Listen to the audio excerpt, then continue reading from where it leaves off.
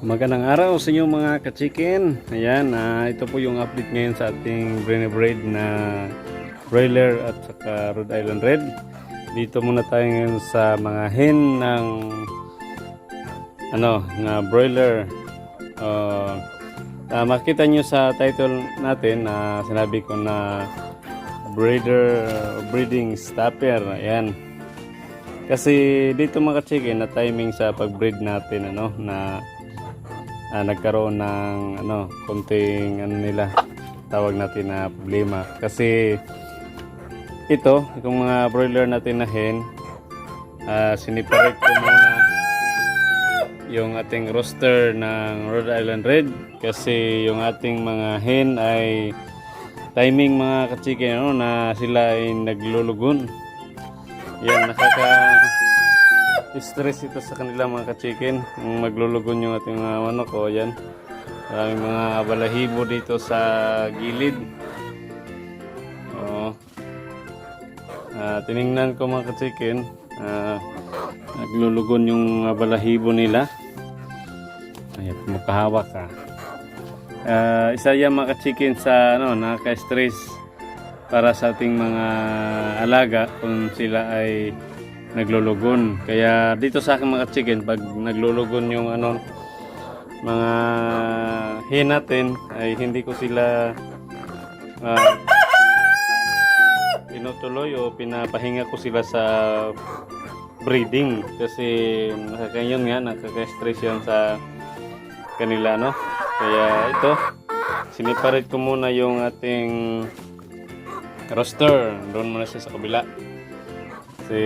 Para sila maka-recover agad, ang gagawin na natin pinapainom ko lang sila ng vitamins para makabawi sa lakas kasi yung paglulugon mga chicken ay yan sa kanila, masakit sa kanilang katawan yan. Yan para puntahan mo natin mamaya yung ating mga lalaki doon roster ng broiler. At ito dito mga chicken, yung aking mga Rhode Island Red. Ito mga tagano na ito mga chicken. Almost 5 months yan. Ito na sila. For sale din natin ito mga chicken. Marami nang nagano nito. Yung iba may naka-reserve na. Kukunin na nila dito.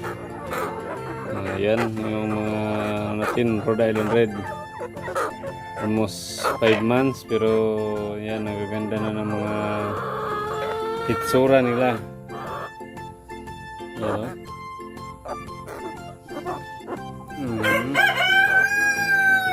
Ayos yung mga Rhode Island Red. Yan sila. Binta natin ito mga chicken. Mag-breed na naman tayo ng bago Yan. Ito sila yung ating Rhode Island Red. Yan. Puntahan natin yun sa taas mga ka-chicken, yung ating mga broiler doon na roster at saka Rhode Island na hen. Yan mga ka-chicken, ito na yung ating mga Rhode Island Red na hen at saka broiler na roster. Yan, ito na sila dito mga ka-chicken Okay, ito na sila. Ayos na ayos. Ito mga broiler mga ka-chicken nila.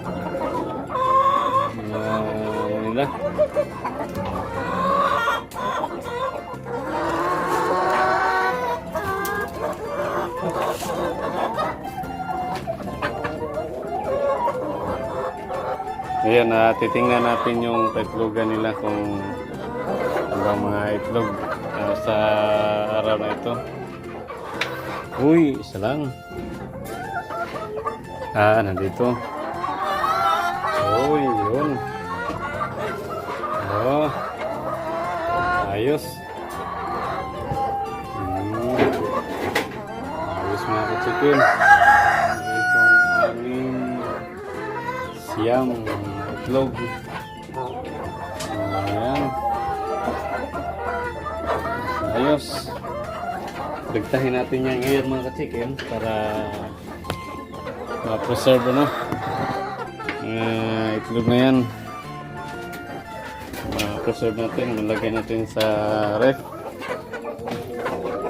Ayan. Ito rin dito mga chicken. Ito yung mga sisiw ano. Yan, sisiw natin ng Rhode Island Red Cross Hubbard. Ayan. 3 weeks old mga chicken. Yan, ang gaganda na natingnan. Yung ating Rhode Island Cross Hubbard na mga sisiw. Ayan, ito yung sa kulungan natin mga chicken, no? Nakita nyo, LED yung gamit natin dyan. O dito din sila kumakain, uminom. At saka kung gusto nilang magpainit, kung nalalabigan sila, papasok lang sila dyan sa loob. At dito yung ating may ilaw na incandescent bulb na nagbibigay init sa kanila. At saka ito yung ating ipa na ginamit dito. Yan. Ito yung style ng ating kulungan ano, sa mga hindi pa nakakapanood dyan. Ito yung sisiw natin. Pangbenta din natin ng mga chicken. Hubbard Cross Rhode Island Red. Bali yung mga hen nila nito, ang mga sisiw na to ay Hubbard. At saka yung rooster ay Rhode Island Red. Kaya yung mga tsura hawig sila, yung kulay nila sa bats na ito ay hawig sila sa Hubbard yung kulay. Yan medyo konti lang yung nasa Rhode Island natin. Ito sila dito. Dito sila kung nagpapainit. Ayos.